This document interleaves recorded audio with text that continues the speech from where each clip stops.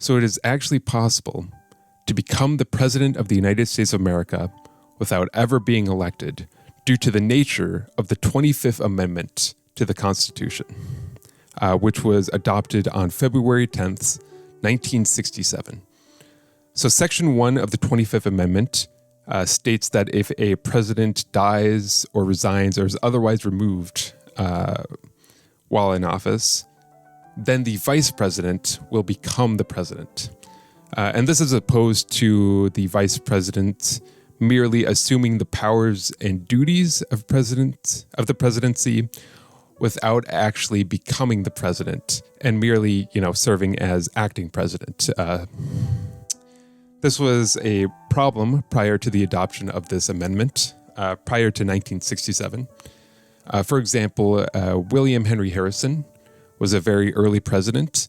In 1841, he actually died very, very soon after becoming president. And afterwards, his vice president, John Tyler, became the president. But he had to assert that he was actually the president and not merely serving as acting president, as many other people thought during the time. So the 25th Amendment actually helped clarify that the vice president will become the president if the president is removed from office. But this section is not how a vice president can become the president without being elected, right? Because vice presidents do appear on election ballots, right? People vote for the president with the understanding that their running mate can become the president. It appears, on their ballots, both names. So it's not exactly what I'm talking about. To understand how you become the president without ever being elected, we also need to talk about Section 2 of the 25th Amendment, which talks about vacancies in the vice presidency. So prior to the 25th Amendment, if there was a vacancy in the vice presidency, if the vice president, resigned or died or whatever, very often there would just be several years where there was no vice president, and there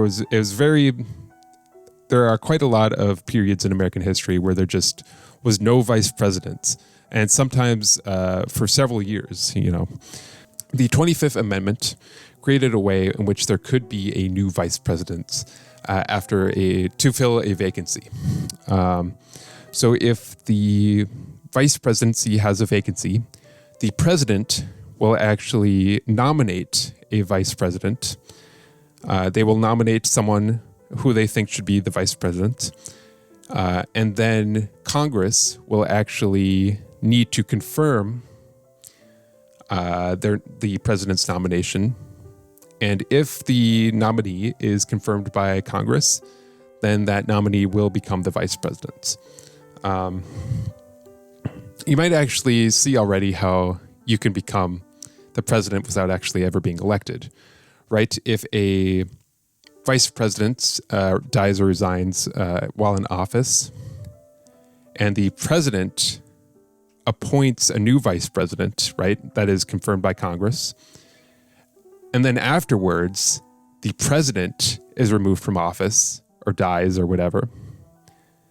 Then that vice president that was appointed will actually ascend to the presidency without ever being elected, with merely being appointed to the position of vice presidency, and then thereafter becoming president. And believe it or not, this has actually happened once before. Richard Nixon actually ran for re-election in 1972 with his running mate Spiro Agnew.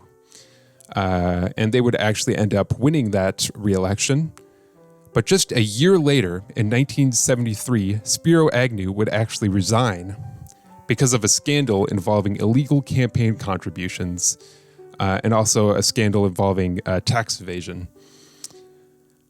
So Nixon actually appointed Gerald Ford, who was then the minority leader of the Senate to the vice presidency, and he was confirmed by Congress.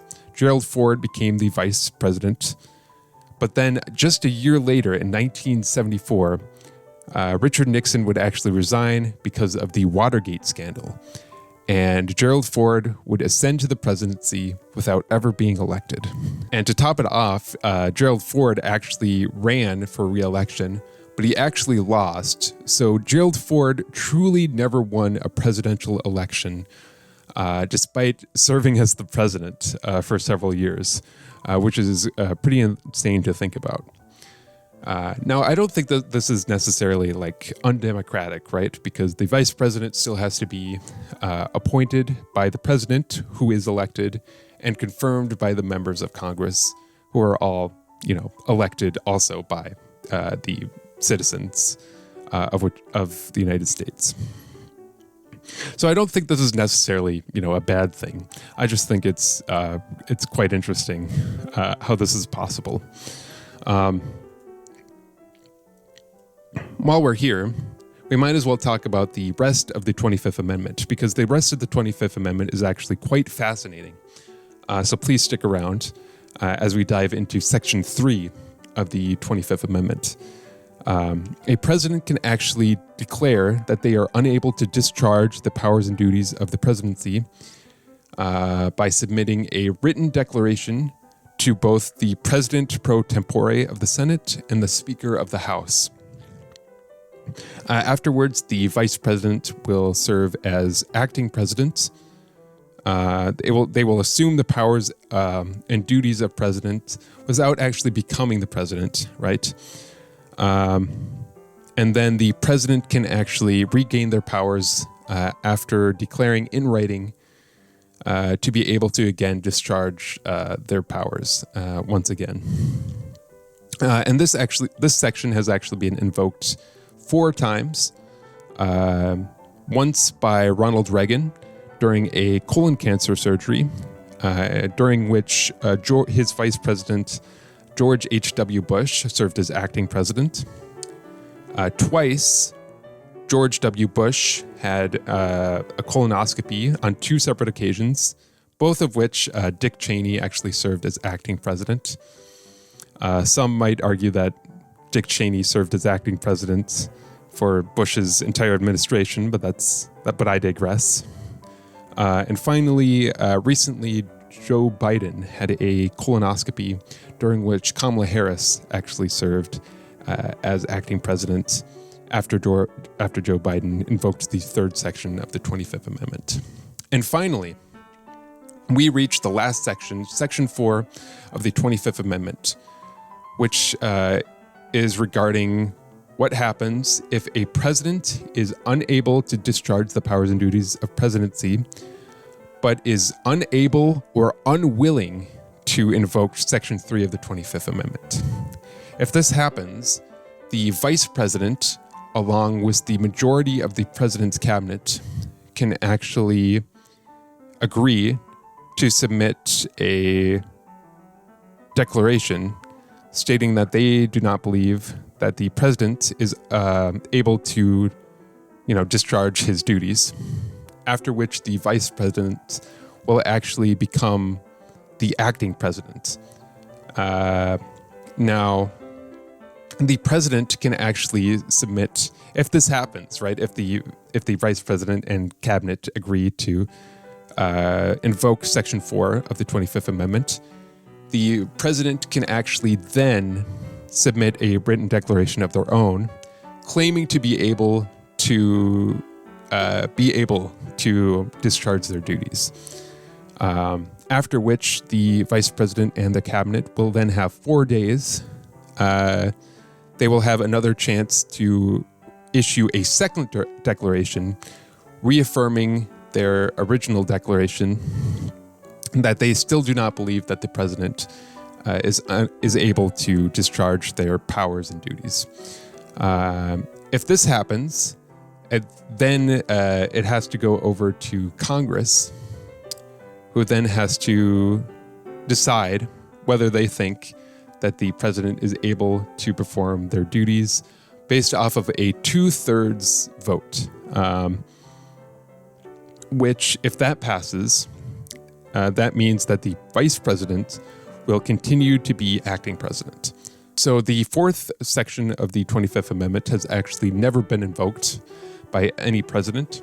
There are definitely times where it maybe could have been invoked.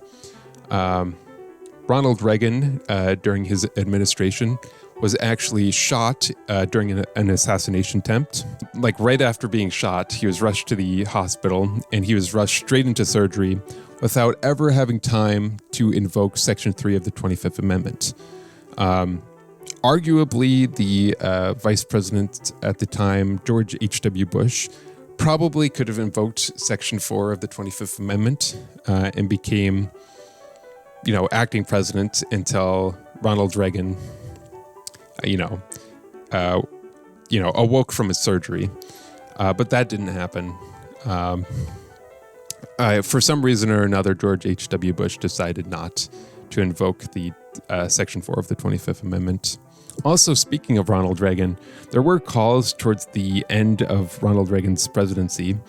Political opponents alleged that Ronald Reagan showed signs of dementia and that the fourth section of the 25th Amendment should be invoked. Obviously, that never happened.